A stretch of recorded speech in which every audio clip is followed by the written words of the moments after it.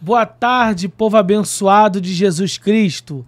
Vai começar agora mais um pod profético na presença de Deus. Estou aqui hoje com o nosso convidado ilustre, meu amigo Jefferson Venceslau, pregador da palavra, que vai trazer para hoje o seu testemunho daquilo que Deus fez na sua vida e os percalços que ele passou para estar hoje consolidado como pregador, como ministro da palavra, como um exemplo para a nossa geração de hoje, de jovens.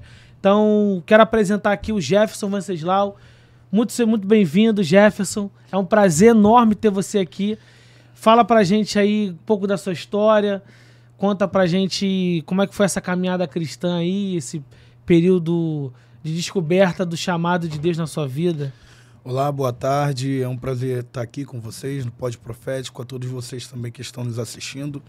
Para mim é muito gratificante estar aqui falando do meu testemunho, falando da minha história, falando de Deus, porque não há nada melhor do que você ter algo por dentro e conseguir extrair a outras pessoas para que venha trazer um aprendizado para continuar vivendo. Ô, glória. Vamos para a primeira pergunta? Vamos lá. Posso esconder nada? Pode, vai com Posso tudo. falar tudo? Perguntar tudo? Tudo. Sem filtro? Sem filtro, é hoje. Isso aí é hoje. Hoje que a gente vai saber de tudo. Jefferson, fala pra gente um pouco do seu chamado. Como foi essa descoberta do...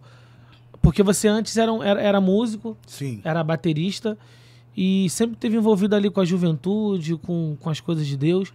Mas como é que foi essa transição? Descobrir esse chamado de pregador da palavra? Como é que isso ardeu entre você na sua vida?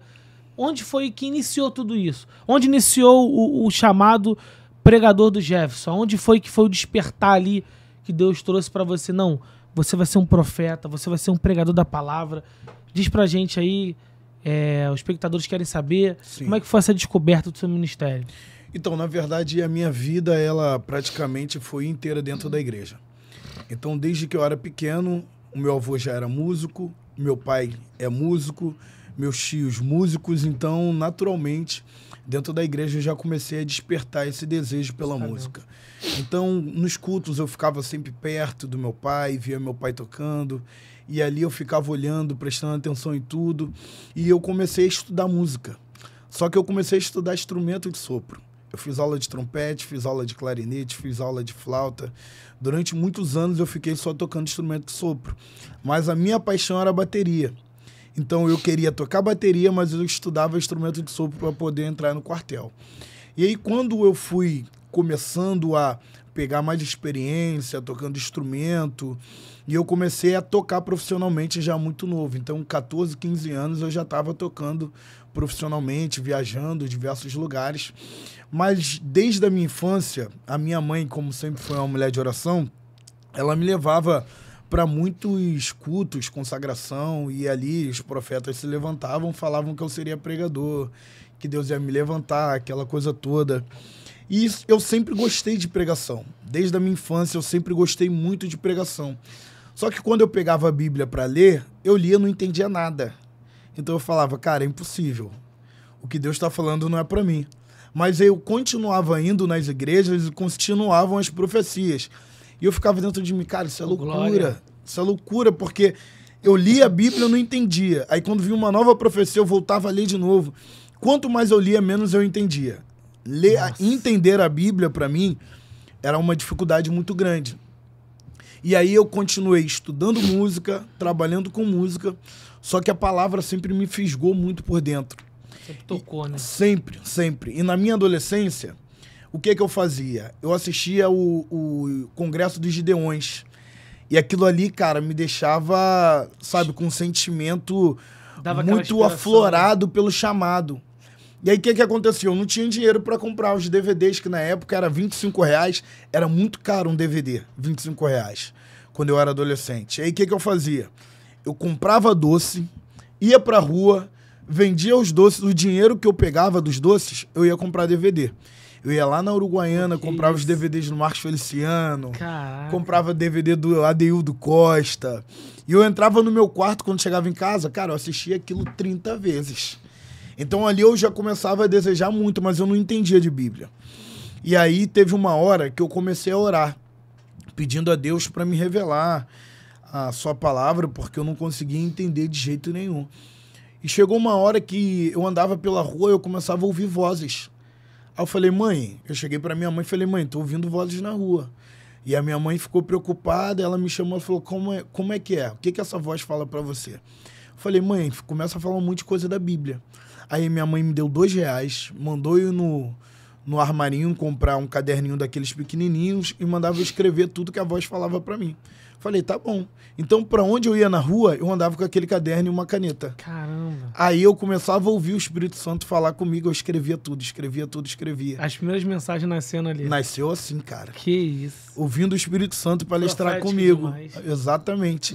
Então quer dizer que você, ali, naquele período ali, andando na rua, foi sua primeira experiência, assim, em contato, assim, com o seu chamado, com Deus falando pra você, através do Espírito Santo, tocando ali pra você escrever aquelas mensagens.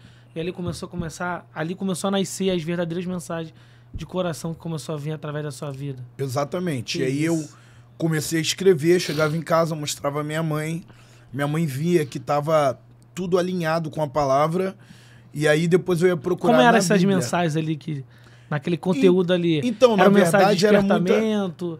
Era mais algo pessoal ali? Eram seu? revelações variadas, Ah. entendeu? Eu me lembro Pô. que uma das Forte. primeiras foi sobre aquela mensagem em que os fariseus chegaram para apedrejar uma mulher, e aí Jesus estava escrevendo na terra. Aquele ali foi uma das primeiras, eu me lembro até hoje. Então eu anotava tudo aquilo, e aí teve uma hora que eu comecei a ter segurança naquilo que eu ia falar. E eu comecei a ir pro BRT. Ia pro BRT e pregava dentro do ônibus, cara. Dentro do ônibus? Dentro No do BRT? ônibus, do BRT. Pô, vou te falar, hoje a gente não vê mais isso, não. É muito raro. difícil, exatamente. Tanto se você parar para perceber, É. a igreja tinha muito respeito na sociedade por conta da forma que ela tinha como postura na rua. Então a forma que a igreja se comportava no lado exterior fazia com que as pessoas tivessem credibilidade na igreja. Então o pastor tinha respeito do tráfico, o pastor tinha respeito da polícia, o pastor tinha respeito de todo mundo. E o que acontece? Se a gente analisar o cenário hoje, a gente vai perceber que é completamente ao contrário. Então hoje, se você perceber um pastor que está na rua, que está ali no meio do tráfico, cara, ele vai ter uma grande dificuldade de conseguir ter um alinhamento, uma comunicação, entendeu? E qual é o ponto que você acha que esses chamados pastoral, aonde se perdeu isso, esse respeito da sociedade para com a igreja, para com os pastores, é devido a esses escândalos? Onde você acha que foi esse ponto que fez essa divisão, sabe? Esse respeito cair, Sim. aquele olhar, tipo assim, aquele temor e tremor. Não, ali vai um santo homem de Deus, ali vai um pastor, um discipulador, um homem de referência. Onde você acha que hoje, na nossa geração, isso fez com que se rompesse esse elo entre o olhar, toda vez que você olhava para um pastor, olhava para um ministro da palavra e você via um santo homem de Deus? Onde você acha que a igreja se perdeu em relação a isso? Então, a sociologia fala sobre a modernidade, a pós-modernidade, na verdade. E quando a pós-modernidade ela se instalou, ela fez com que tudo aquilo que era sólido viesse a derreter. E aí um dos sociólogos chamado Emile Durkheim, ele vai falar sobre a modernidade líquida. Ou seja, tudo aquilo que era sólido se derreteu e agora tudo começa a passar pelos dedos. Nada se retém, nada se segura. Ou seja, não tem uma verdade absoluta. E o fato de não ter uma verdade absoluta deu início ao relativismo. Ou seja, eu posso ser o que eu quero, posso falar o que eu quero, posso agir como eu quero. Então isso fez com que houvesse uma mistura na igreja.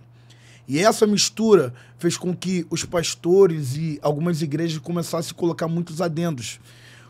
Ou seja, o nada a ver começou a se tornar normal.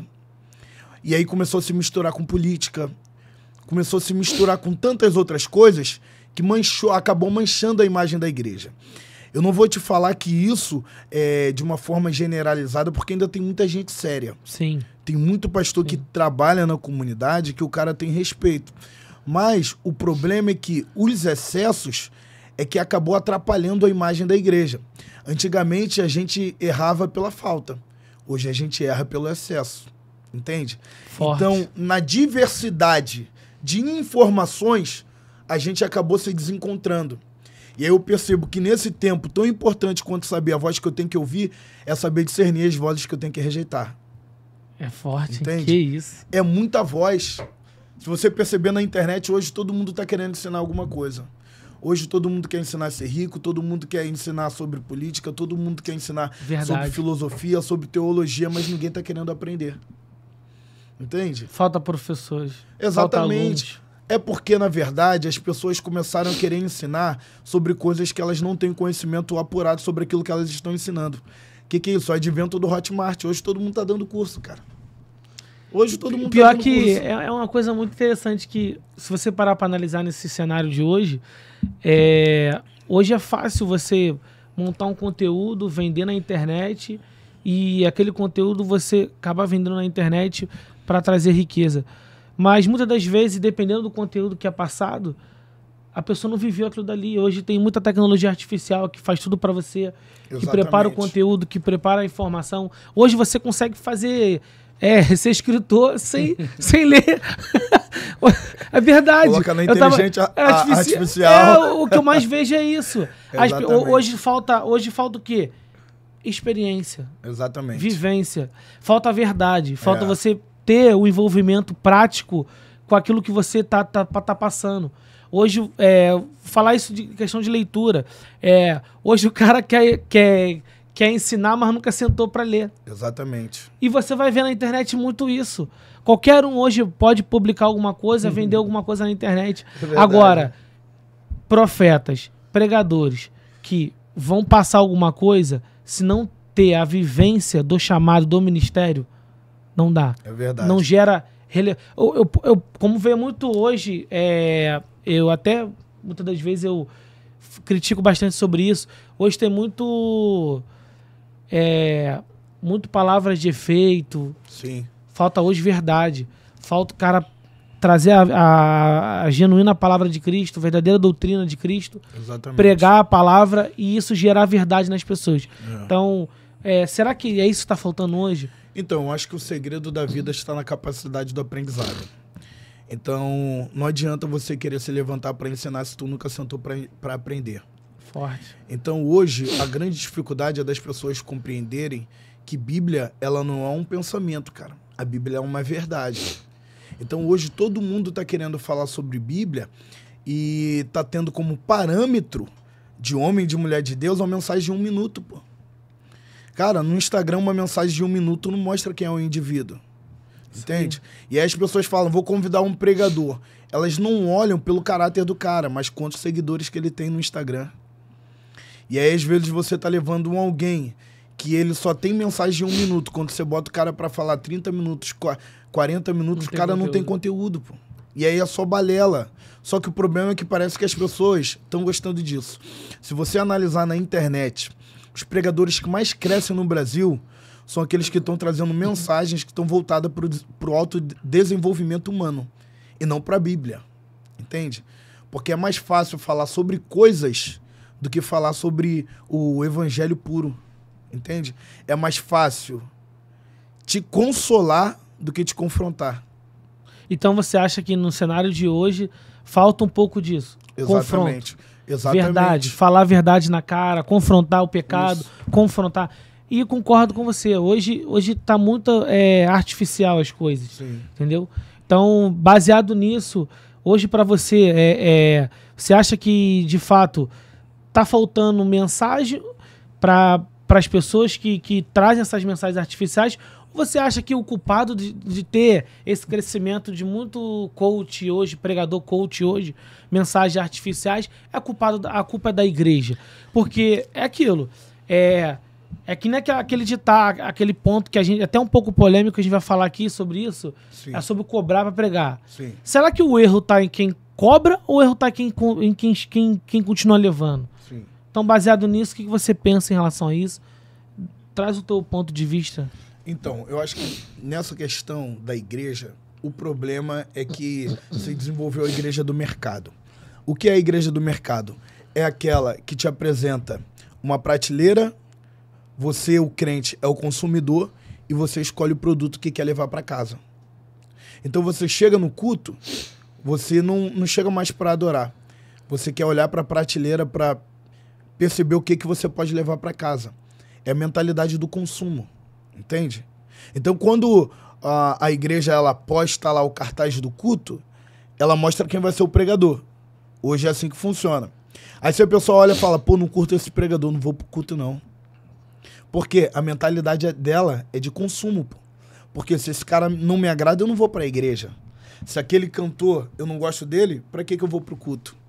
Já não é mais... Cristo já não é mais o centro. Exatamente. As pessoas não olham pra Cristo. Elas não querem ir lá pra cultuar. Elas querem saber o que ela pode receber. Entende? Esse é o grande problema. E aí, quando você forma uma igreja de mercado, automaticamente, cara, essa igreja, ela só vai se comportar de uma maneira indevida. Você não vai ter crente que vai querer viver uma vida em verdade, mas ele vai sempre querer viver a sua própria mentira. E eu entendo que a grande verdade, Rodrigo, é que a experiência da vida, ela não se vincula com o tamanho da tua idade, a quantidade de idade. Porque tem muita gente que tem muita idade, mas tem pouca experiência. Porque a experiência está na intensidade daquilo que se permitiu viver. Então, o quanto que eu me dou para uma experiência, o quanto que eu me dou para Cristo, o quanto que eu me dou para o Evangelho, isso vai dizer realmente quem eu sou diante das pessoas. Então, hoje está faltando muito isso. Exatamente. Experiências. Queria saber mais como que é conciliar essa questão, porque hoje você trabalha, tem o seu trabalho, mas como é que é conciliar essa questão de ministério, trabalho, casamento? É fácil para você isso? Porque assim, hoje tem muita questão, apóstolo Paulo vai falar sobre isso, seria bom se o homem não casasse. Sim. Numa das suas cartas ele vai citar referente a isso, porque às vezes o jovem ele tem uma dificuldade às vezes de conciliar essa questão. No caso eu já não prego mais da forma que eu pregava antes. Sim. Na itinerância. Hoje eu estou muito mais conservador, muito mais congregacional, mais ali servindo na minha igreja. Até porque eu tenho uma empresa, tenho meus negócios, então não dá, é difícil conciliar aquilo dali.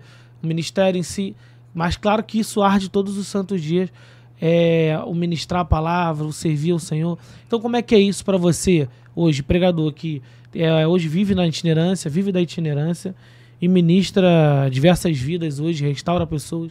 Como é que é lidar com tudo isso? Então, na verdade, eu utilizo como parâmetro sempre a minha família. Então a minha esposa é minha melhor amiga, minha esposa é minha companheira, cara, minha esposa é meu tudo. Então sempre eu alinho a minha vida concernente à minha família. Então normalmente a gente faz sempre um agendamento do mês. O que tem pra gente fazer, o que tem para onde nós iremos como família, viajar, uma festa. Então a gente sempre dá prioridade para o nosso casamento. Sempre mantendo equilíbrio. Exatamente.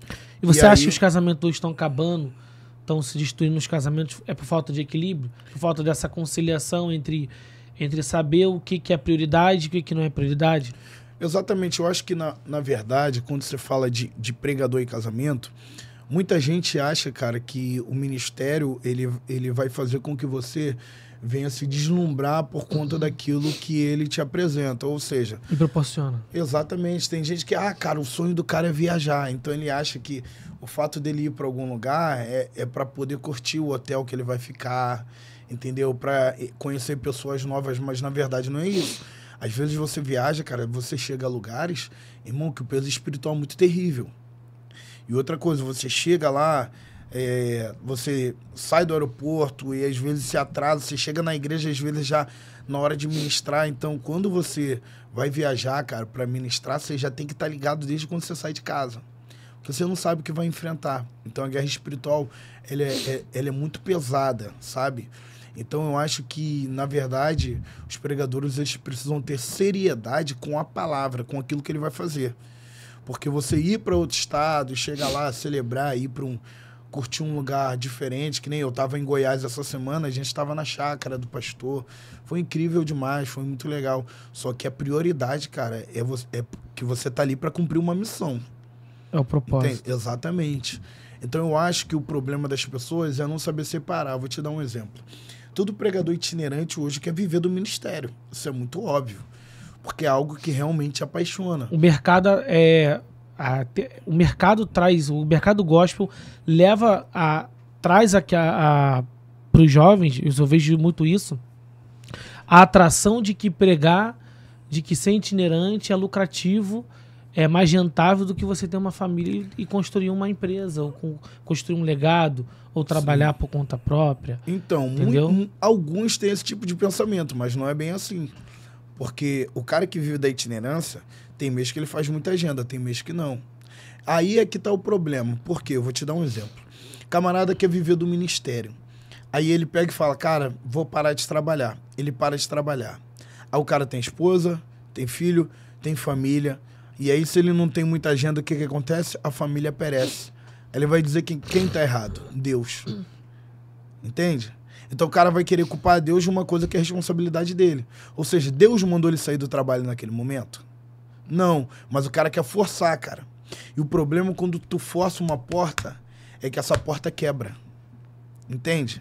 Então eu acho que falta discernimento em querer ouvir Deus falar e não você querer falar para Deus aquilo que você quer.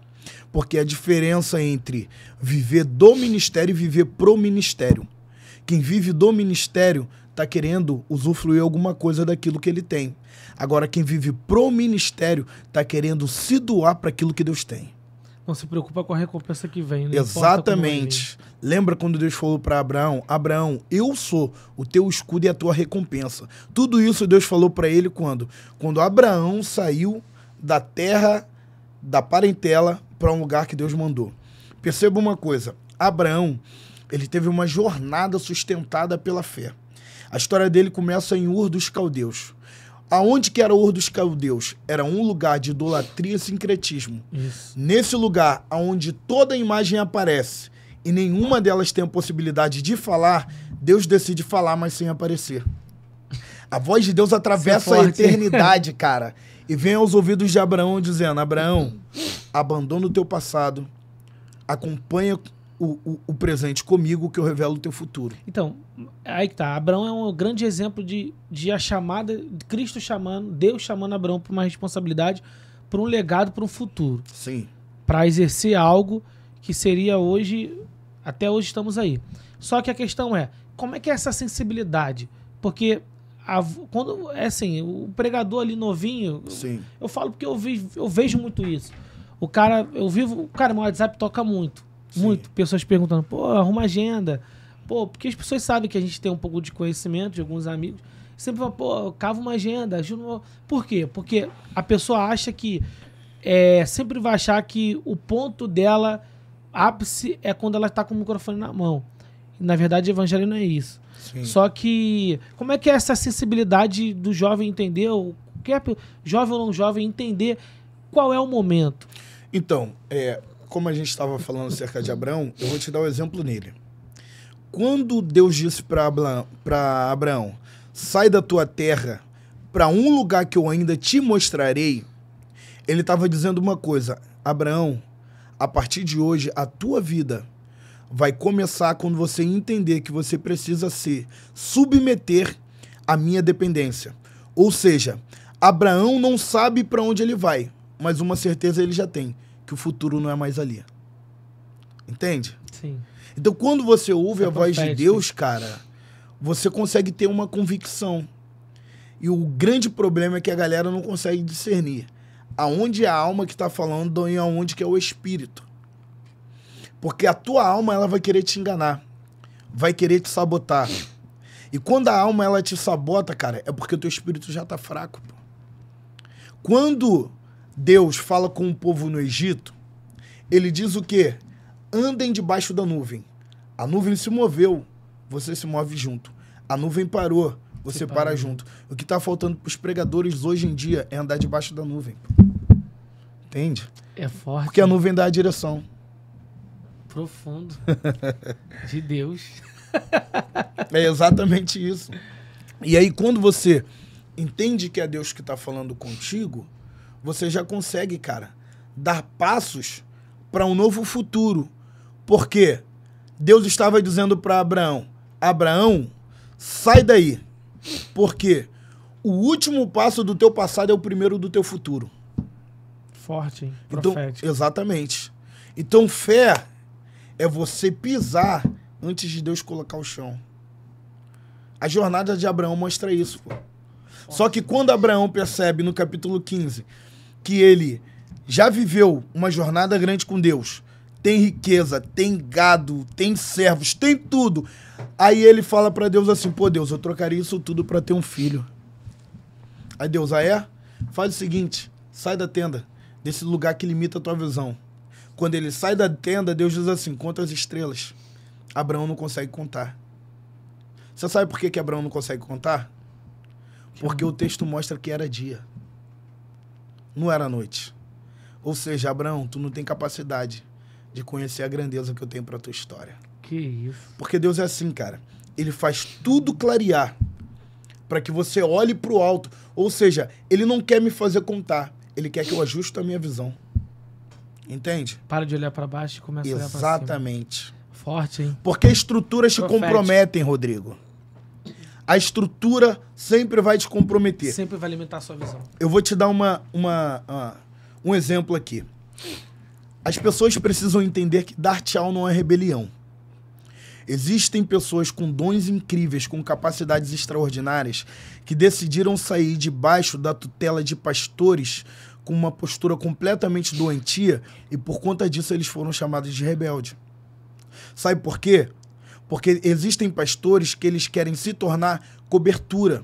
Mas, na verdade, ao invés da gente procurar uma cobertura, a gente precisa de ter pastores como base. Porque a base te sustenta para você continuar indo. Agora, a cobertura limita até onde você vai. Ele está dizendo, daqui você não passa, daqui você não passa, daqui você não passa. Sempre porque limitando. ele se enxerga como o teto da tua jornada. Pô. Porque existem líderes que eles não permitem com que liderados cresçam mais do que eles. Então essa é a grande verdade, dar tchau na rebelião.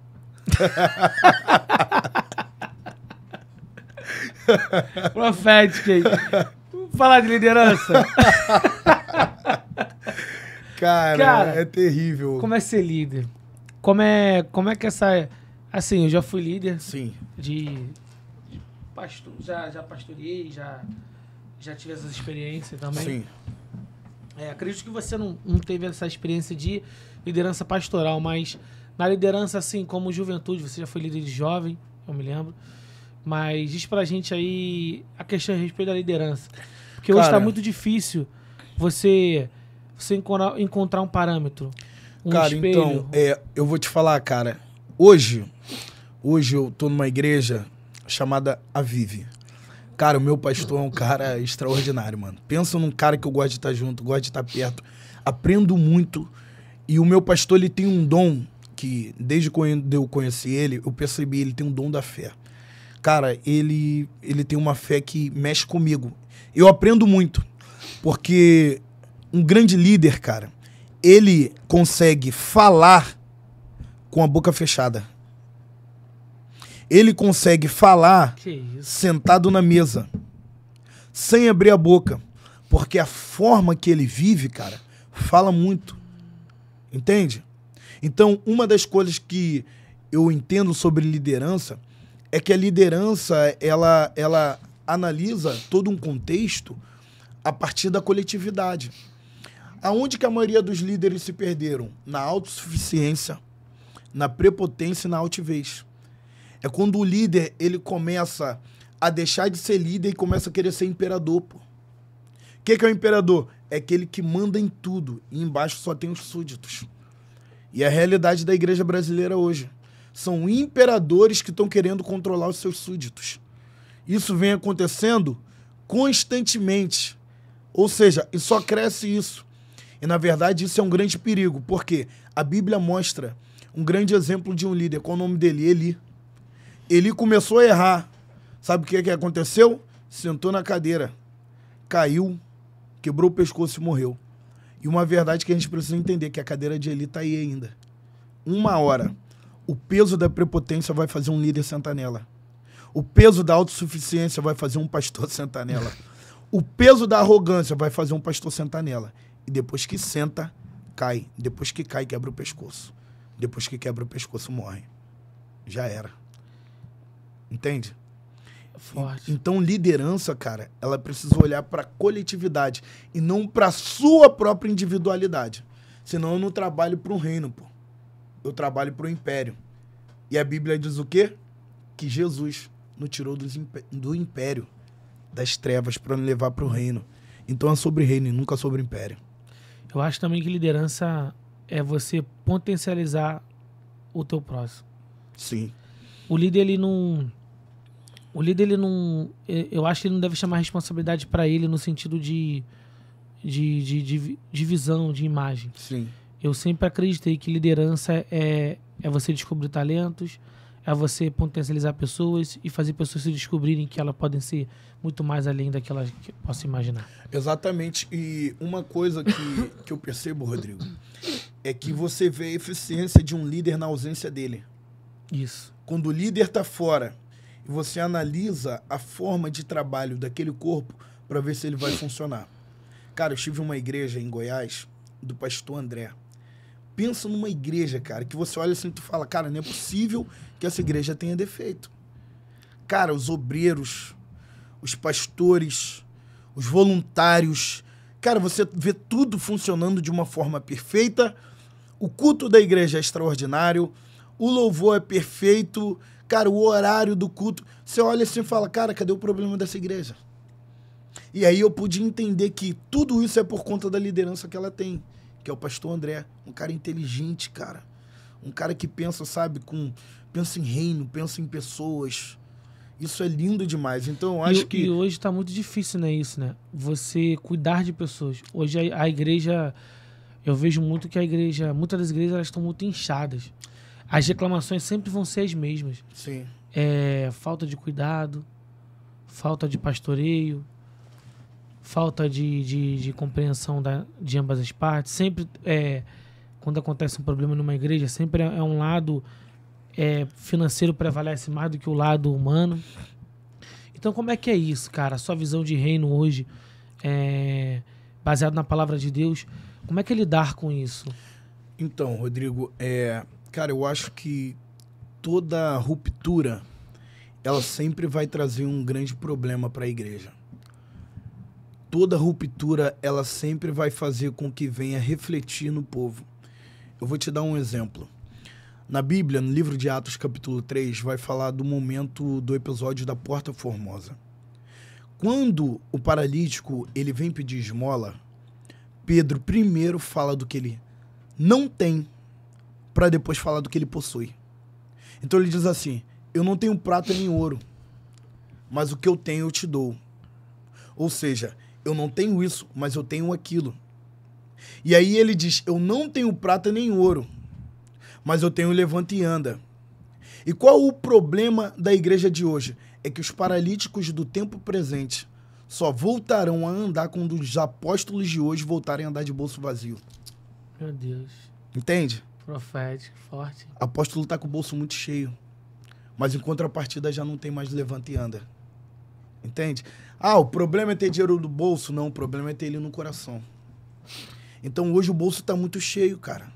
Então ver um paralítico andando hoje em culto é difícil. Você acha raro. que... Tocou um ponto muito interessante referente ao avivamento. Hoje a gente já não vê mais essas coisas, cura, libertação. Assim, há uns anos atrás, eu me lembro que tu ia num culto, cara, numa consagração, ela tava lotada.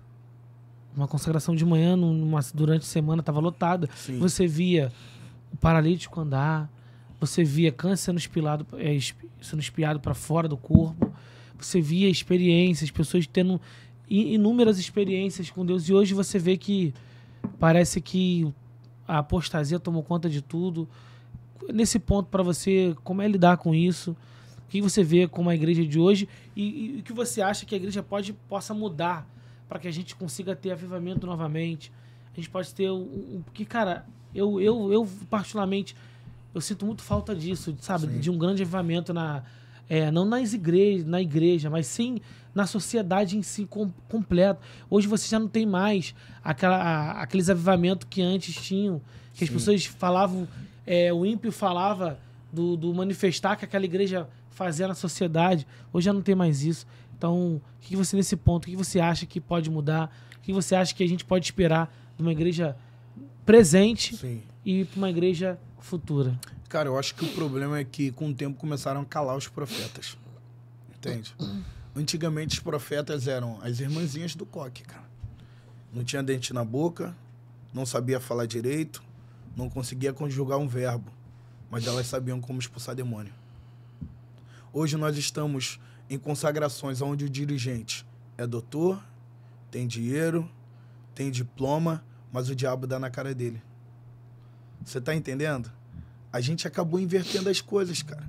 Você vai em consagração hoje, parece mais uma palestra do que um culto.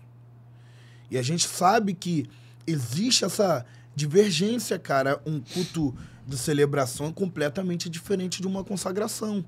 Consagração a gente sempre aprendeu, cara, que é culto de muita oração, de fogo. Você chegava para dobrar o joelho, era no mínimo 1 hora de joelho. Hoje já não tem mais isso, cara. O povo não quer orar, pô. O povo não quer orar. Verdade. E aí você via que a pessoa que estava lá trazendo um testemunho, cara, ela falava tudo embolado, irmão, mas Deus descia. A gente só tinha um pandeiro e Deus descia. Só que esses mecanismos que começaram a entrar na igreja fez com que tirassem o microfone dessa galera e começassem a dar, cara, para quem não tem mais nada de Deus. E aí você chega em lugares que você olha pro púlpito, tem um monte de gente lá que tá vazia de Deus. Em contrapartida, você olha pro povo, tem um monte de gente com dons extraordinários sentado num banco ouvindo quem tá vazio. Porque hoje já não se consagra mais por vocação, hoje se consagra por afinidade. Tu é meu amigo, vai ser pastor. Isso aí. Tu é meu amigo, vai ser presbítero. Tu tem dinheiro, vai ser diácono. Entende?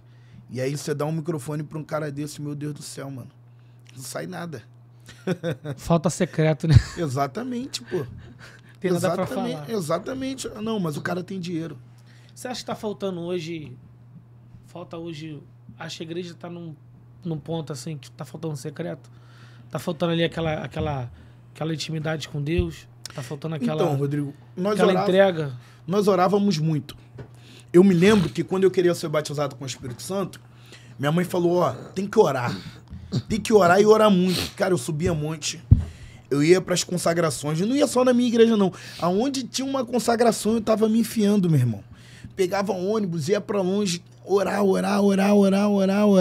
Cara, você buscava muito para conseguir ter um dom para Deus conseguir te dar uma revelação antigamente. Cara, você tinha que buscar muito. Só que a galera acabou banalizando isso, que hoje estão brincando com os dons, pô. Hoje todo mundo tá olhando na internet aí, você vê brincadeira o tempo todo. Entende? Já não tem mais seriedade. E aí o cara começa a querer levantar para falar aquilo que ele nunca desceu para ouvir. Porque o profeta é assim. Você lembra de Elias? Elias, quando ele profetizou que não haveria chuva, ele já aparece assim.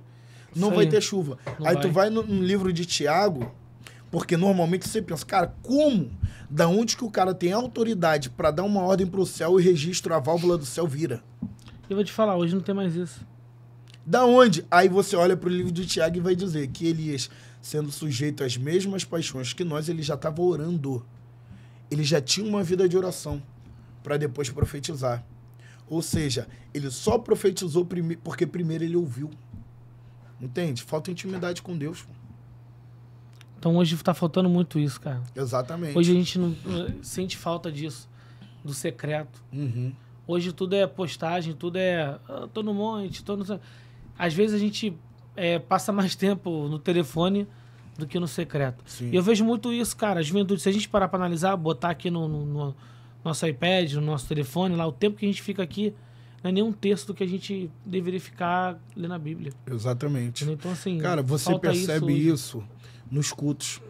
Quer perceber quando você analisa que o pregador tá vazio? Cara, o cara começa a pregar. De repente, ele se desvirtua completamente da mensagem.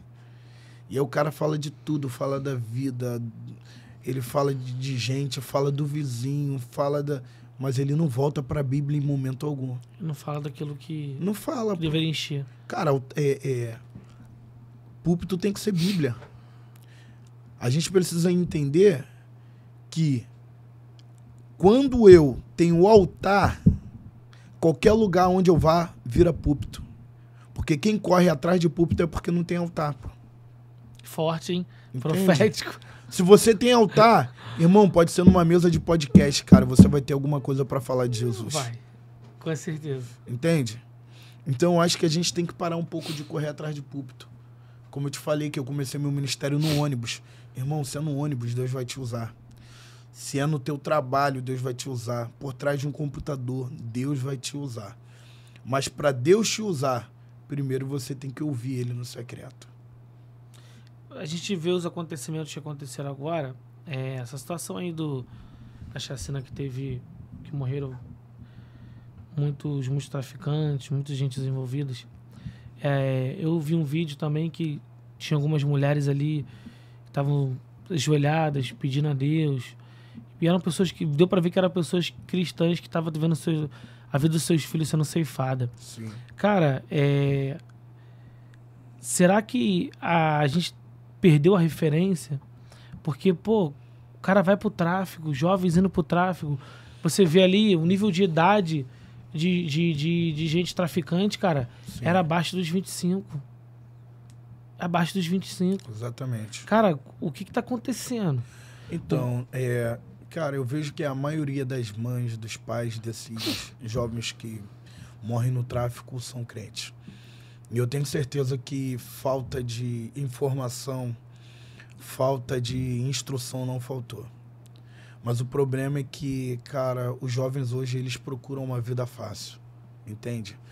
E aí a gente percebe, cara, que eles acabam entrando para um caminho que a gente sabe que o fim é morte. A Bíblia é muito clara quanto a isso. O fim é de morte. Verdade. E é o triste disso tudo, cara, a gente vê essas mães hoje desamparadas porque elas não sabem o que fazer, porque elas tentaram de tudo. Tentaram de tudo.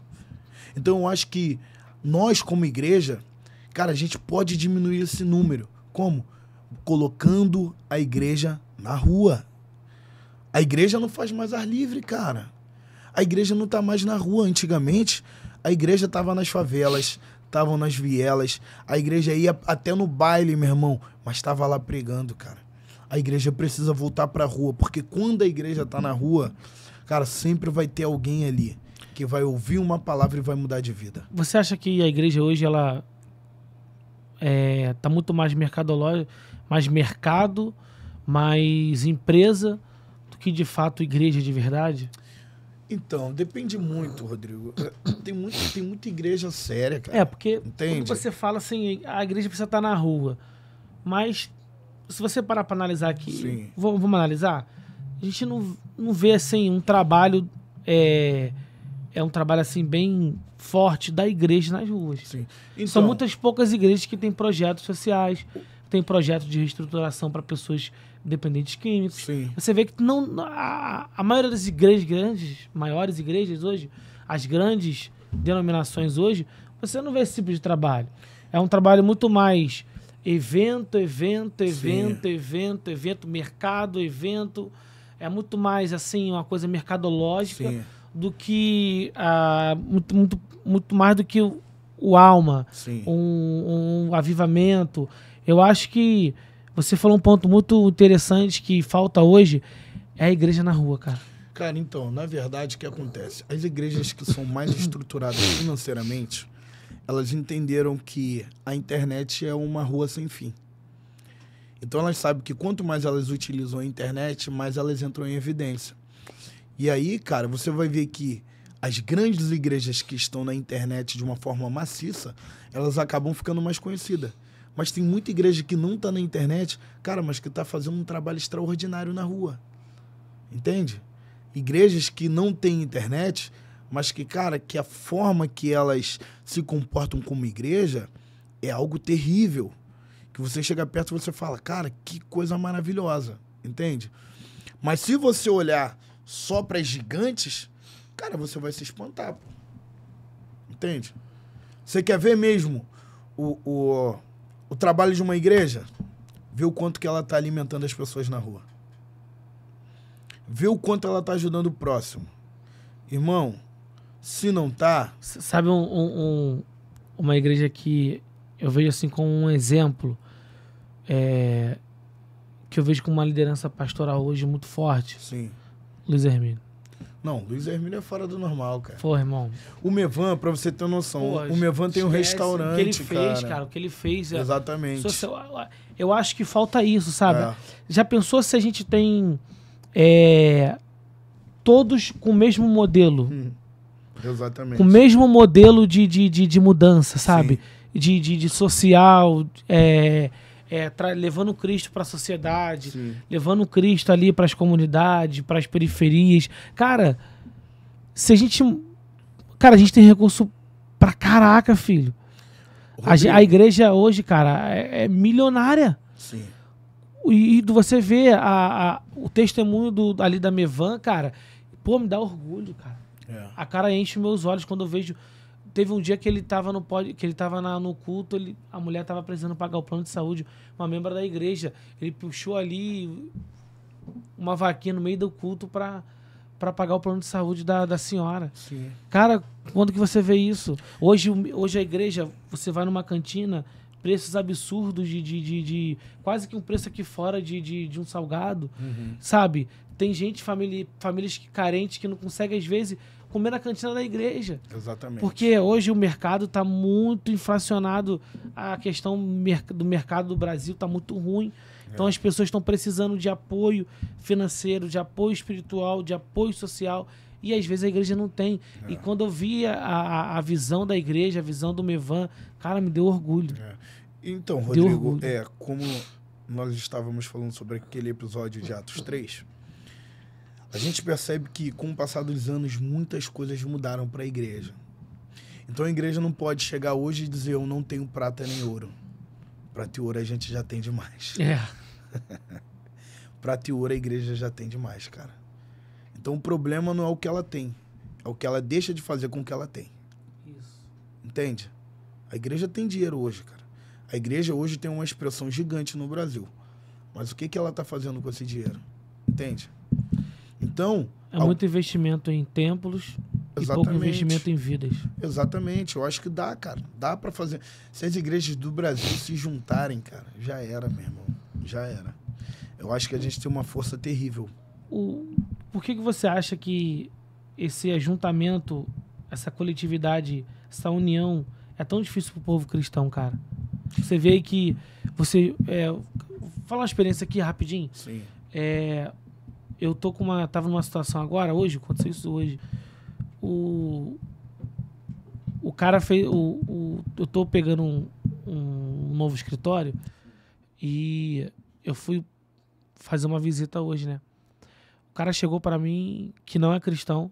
A gente conversou, eu falei que eu era cristão e tal, dos meus projetos. A gente conversando ali.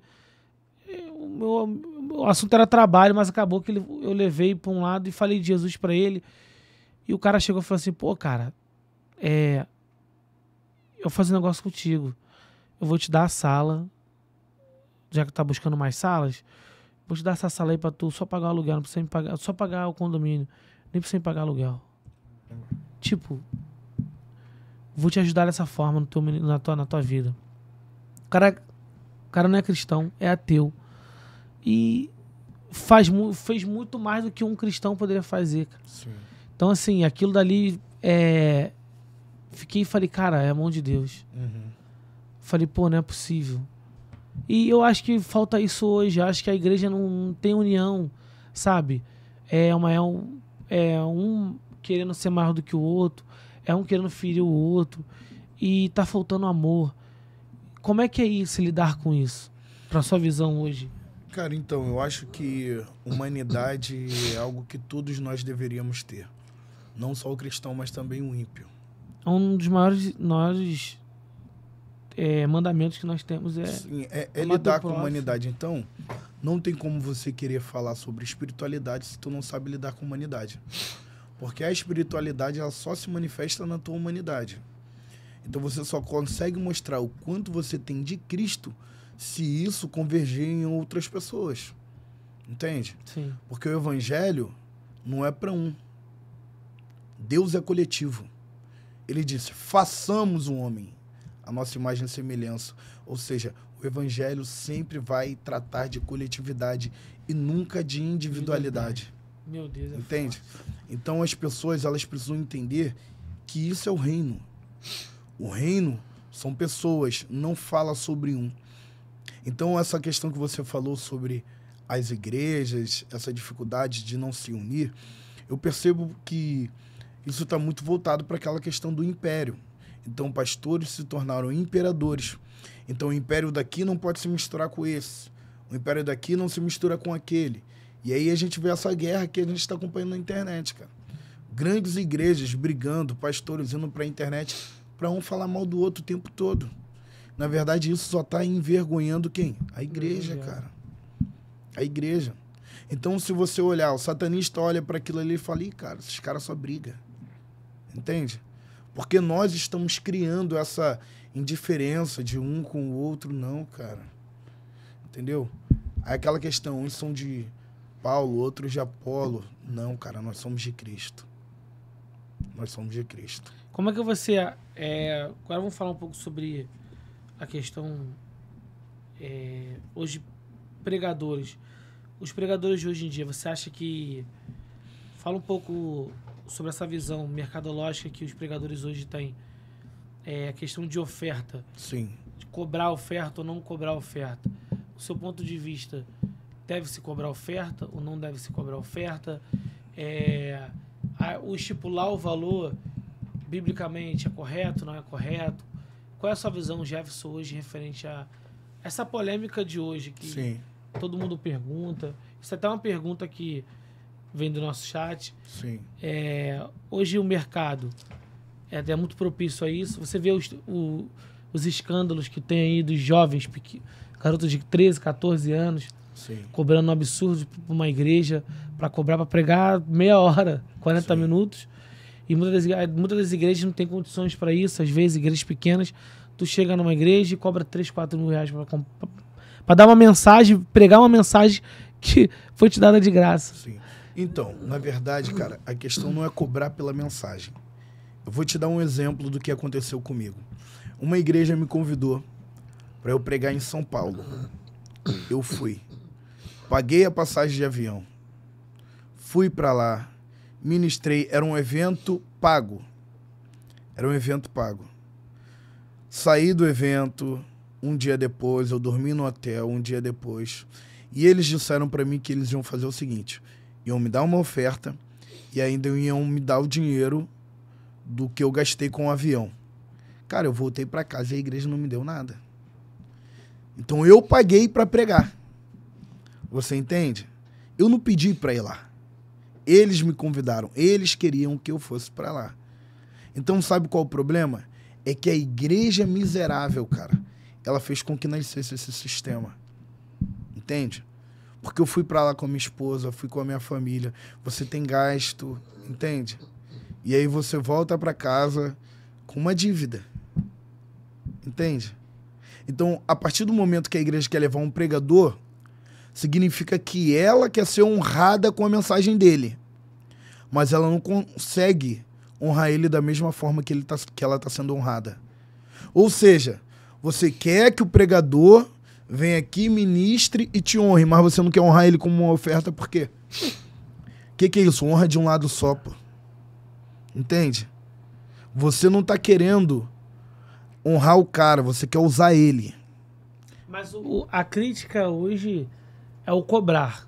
Você não cobra. Então, deixa eu te dar um exemplo. É essa questão que eu tô falando sobre a honra. A igreja que entende padrão de honra, você não precisa falar nada com ela. Ela mesma, cara, se prontifica a te abençoar. Mas agora, a igreja que não entende o que é isso, o cara é obrigado, cara, a cobrar. Não é a cobrar, a pedir uma oferta. O cara, ele tem que pedir uma oferta. Por quê? Cara, eu já fui em igrejas ministrar que eu saí de lá com 5 reais. Não pagava nem a minha gasolina, que eu fui com a minha Kawasaki. Você tá me entendendo? Sim. Senão você fica pagando para pregar, cara. Então existem igrejas e igrejas. Hoje a igreja do Brasil tá muito madura, cara. Hoje a maioria dos pastores entendem isso. Então, a maioria das igrejas você não precisa falar. Porque eles sabem como funciona. Mas o pregador precisa entender a realidade das igrejas. Nem toda igreja vai ter uma oferta para te dar. É porque a gente vê hoje um número de ofertas absurdas. 10 mil, 20 mil, 40 mil. Ah, é difícil.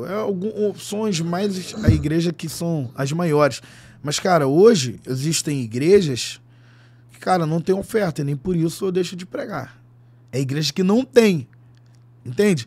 Mas existem igrejas que tem, te chama para pregar, mas ela fala, eu não tenho. Aí quando você chega no evento, ela tá levando um cantor que cobra 20 mil reais. Você tá me entendendo? Aí é vergonhoso. Você entende? Aí você chega lá, um cantor que cobra 20 mil, aí o pregador vai lá pra ministrar. De graça. Tá me entendendo? Então você vê, cara, que não tem uma conexão entre as coisas.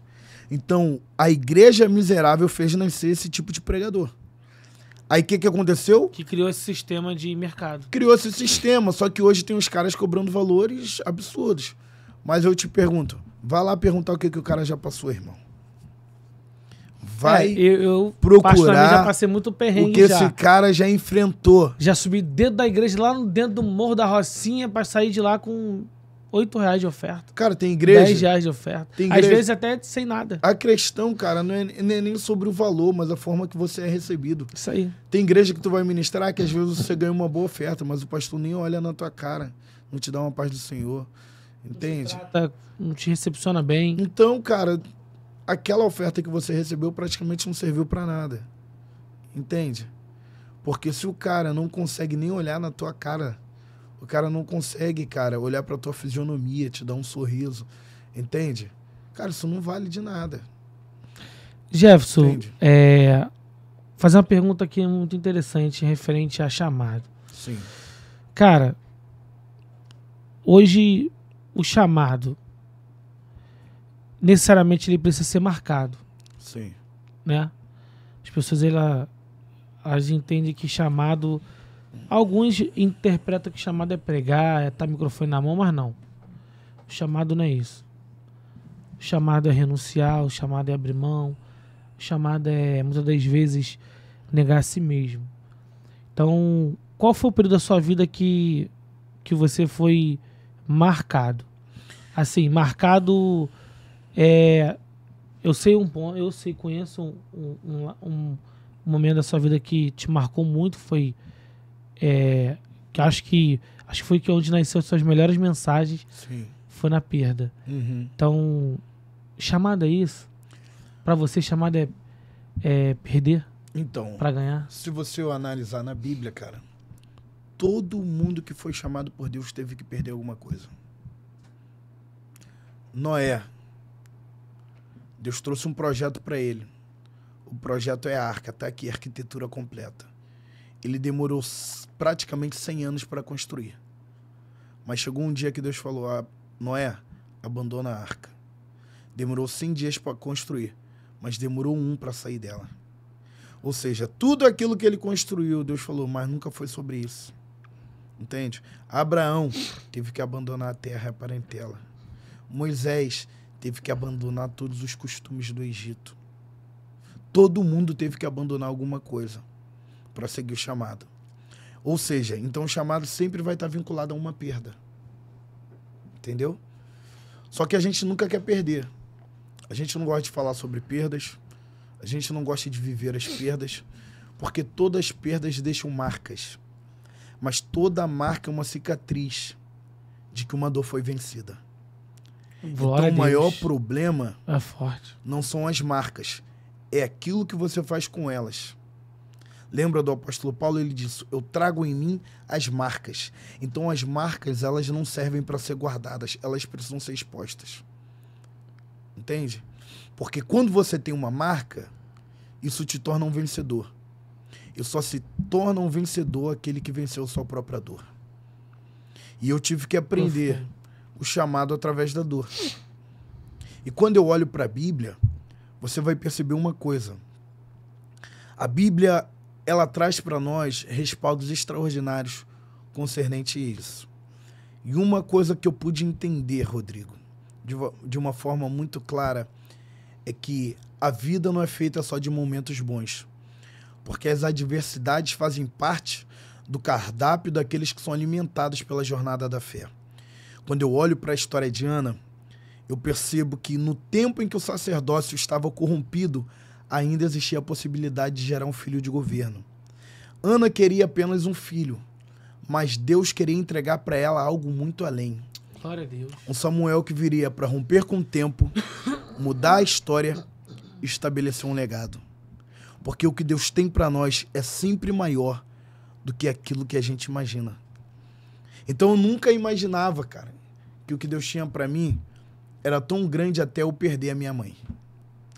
A minha mãe foi o maior exemplo de vida que eu já pude acompanhar, cara. A minha mãe era uma mulher incrível. A maior professora que eu tive na vida foi a minha mãe. A maior discípula do reino que eu conheci foi minha mãe. Eu pude entender o que é amor, afeto através da minha mãe, cara. A minha mãe me ensinava tudo na vida. Quando eu era criança, minha mãe me levava para o hospital. E ela dizia, você vai orar pelos doentes. Eu dizia, mamãe, eu não sei orar, eu era criança.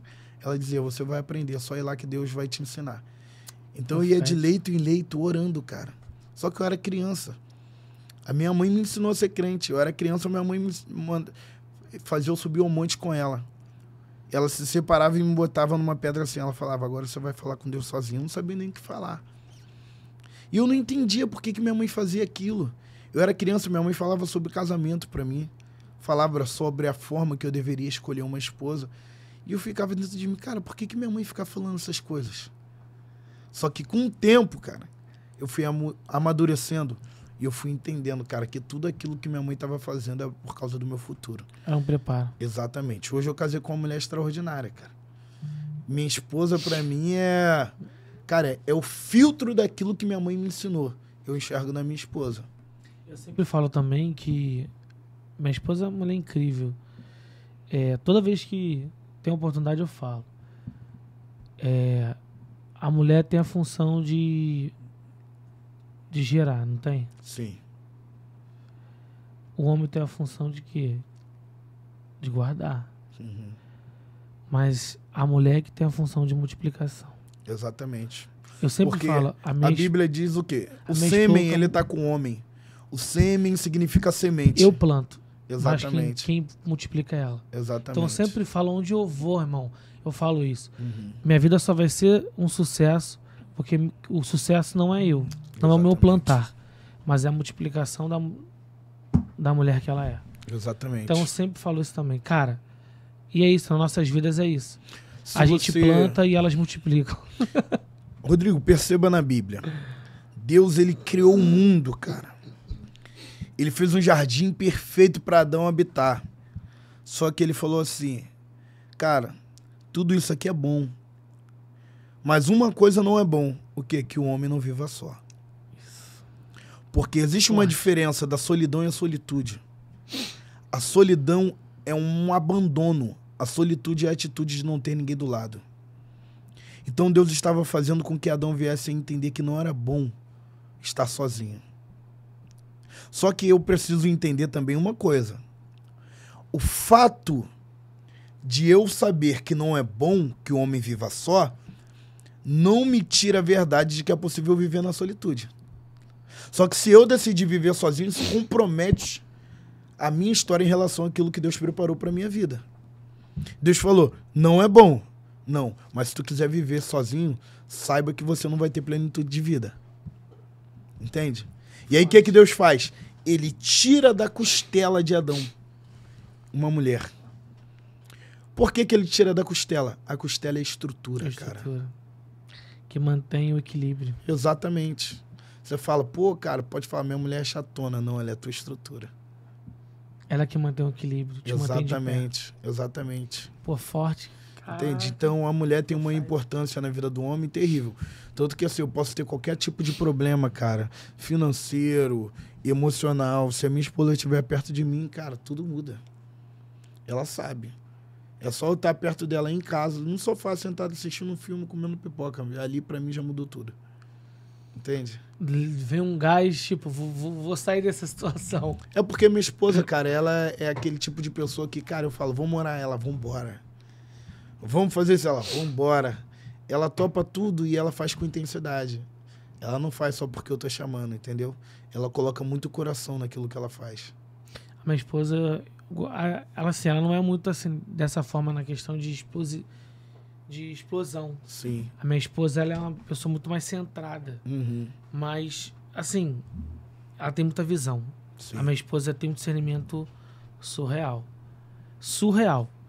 Todas as vezes que minha esposa falou, vai dar errado, deu errado. Todas as vezes. Ela parece que enxerga lá na frente, anos-luz na minha frente. Sim. E é verdade, cara. Vou te falar a verdade. Batata. É. Todas as vezes que eu contrariei a vontade da minha esposa, deu errado. Cara, Todas as vezes que eu sentei e ouvi o que ela dizia, eu prosperei. Exatamente. É incrível isso. É incrível. Por isso que eu falo que sempre digo pra todo mundo isso. Que eu planto e ela prospera. A minha prosperidade, o meu crescimento não vem de mim. Vem dela. Eu acho que Deus, ele utiliza as mulheres de formas diversas.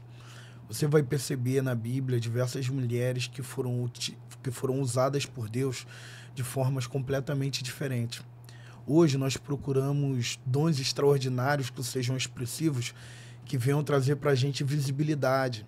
Então hoje a gente quer ter o dom de profecia, o dom de visão, porque quando o indivíduo está sendo usado por Deus através daquele dom, automaticamente as pessoas olham para o indivíduo e não para aquele que o concedeu. Isso aí.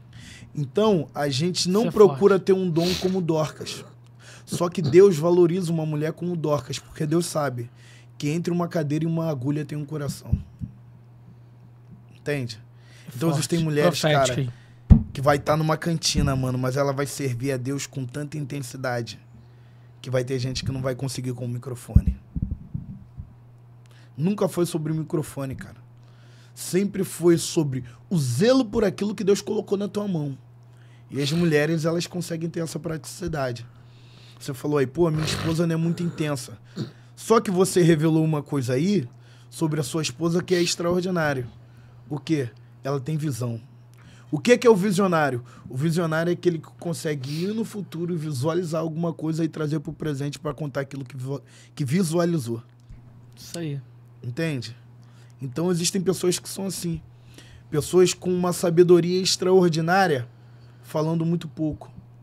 Porque o sábio, ele ouve mais e fala menos.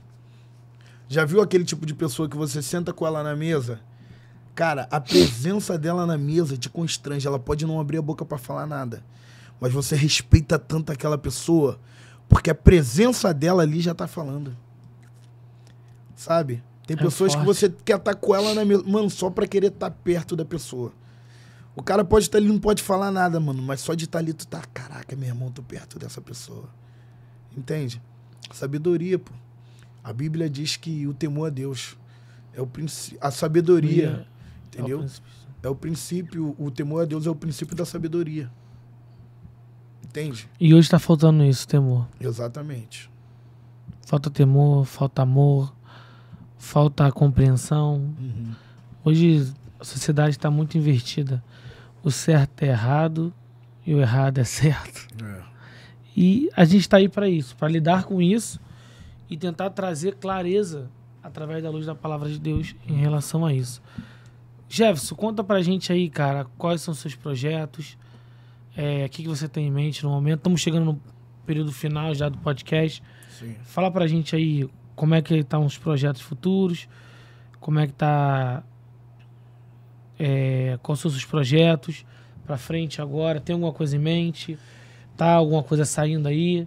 Sei que você trabalha com música, também tem seus projetos particulares, questões de ministração da palavra. Tem alguma ideia surgindo aí pra frente? Cara, então, o projeto que a gente está executando nesse momento é um livro.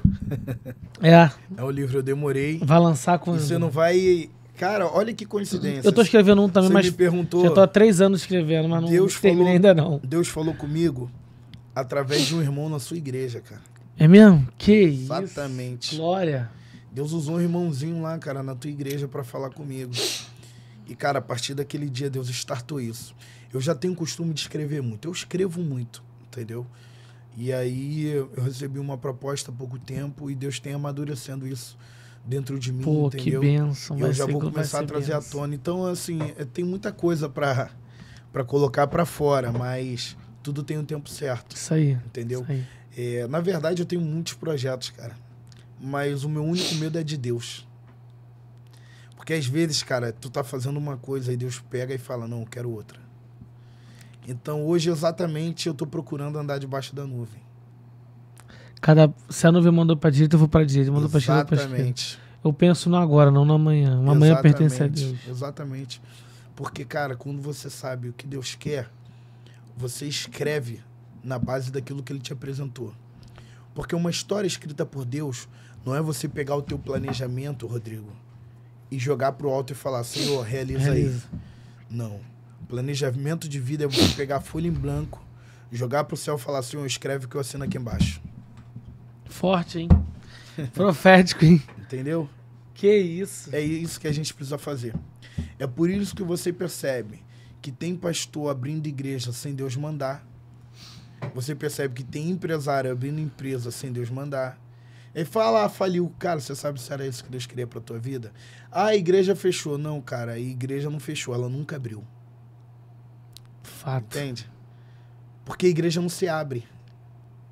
E a igreja não se fecha. A igreja nasce. É forte, hein? Então, se a igreja não nasceu, não adianta o cara pegar um galpão. Não adianta o cara abrir uma porta. Entende? Tudo, cara, começa com Deus. Nós temos planos. Mas se esses planos não estiverem vinculados à vontade divina, cara, ele vai ser frustrado. Sabe por quê, Rodrigo? A pior coisa na vida é tu ter sucesso, cara, naquilo que Deus não te chamou. Eu vou te dar um exemplo. Cara, um cara como o Whindersson Nunes. Um cara com uma capacidade incrível de ajuntar pessoas. Ele faz todo mundo sorrir, mas ele mesmo não consegue sorrir. O cara tá vivendo uma depressão intensa. Que ele faz todo mundo sorrir na coletividade, mas ele chora na individualidade. Ou seja, para que tu vai alcançar, cara, tanto dinheiro, tantas coisas, se você não tem paz consigo mesmo? Entende? É uma coisa que a gente precisa começar a pensar. É querer viver uma vida em que essa vida vai ser respaldada por Deus. Fato. É isso que nós precisamos. Então eu tenho inúmeros projetos, mas eu só executo se Deus der a palavra inicial. Vai. Se Deus falar, faz, pisa, anda, corre, prossiga, aí a gente vai atrás. Forte. É o exemplo que eu te dei de Abraão. Deus falou, o cara foi, irmão. E hoje é isso. É uma palavra. Se ele falar, vambora. Rodrigo, Deus não fala muito. Deus fala certo. Verdade. Deus não precisa criar um discurso gigante para te dar uma ordem. Ele te ordena e você prossegue debaixo da palavra que ele te mandou. Pedro, lança a rede. Entende? Não é muito. Moisés, só lança. Vai a Faraó. Tá entendendo? Deus não fala muito, cara. Pedro, pisa. Fala certo. Só pisa que tu anda sobre as águas. Deus, ele não tem opinião, ele tem uma convicção. Acabou. Deus não fala muito, ele só fala certo. Só que a gente fica querendo procurar, entender palavras diversas para compreender o que Deus está falando, não, cara. Entendeu? Deus não precisa montar um livro para querer falar uma frase. Profético, cara. Entendeu? De Deus. E é isso que a gente precisa ter. Discernimento para compreender o que Deus está falando. Porque Deus, ele falta fala... isso hoje. Porque Deus fala no espírito, mas a gente está ouvindo muito a nossa alma. Entendeu? Tá faltando nós darmos uma voz de comando para nossa alma, para dizer para ela, como Davi disse, aquieta-te. A voz de comando para a alma é só essa, aquieta-te. E a gente precisa silenciar a nossa alma para poder ouvir a voz de Deus no nosso espírito. Verdade. Profundo isso, cara. Bem, gente, vamos lá. Chegou ao nosso fim, infelizmente. Acabou o nosso tempo. Jefferson, muito obrigado pela sua presença. Eu que agradeço. Tá? Cara, foi incrível, foi incrível, foi incrível. Deus falou muito em nossos corações. Tenho certeza que muitas pessoas vão ser edificadas através dessa mensagem. E eu creio que muitas pessoas vão se espelhar. Amém. Porque tá faltando isso, tá faltando os espelhos para essa juventude nascendo hoje. E eu creio que o seu ministério, Deus vai alcançar muitas vidas ainda. Sei que Deus vai te soprar teu nome para os 4 cantos da terra. Porque há uma promessa sobre a sua vida. Glória Meu irmão, a Deus. muito obrigado. Tamo junto sempre. Pode profético. Pode profético. Vambora. Tá chegando. Você que tá assistindo o Pode Profético aí, compartilha, curte, comenta, segue nosso canal, segue o Jefferson lá nas redes sociais. Vambora. Tá? Pra você, Pode Profético. Glória! É isso.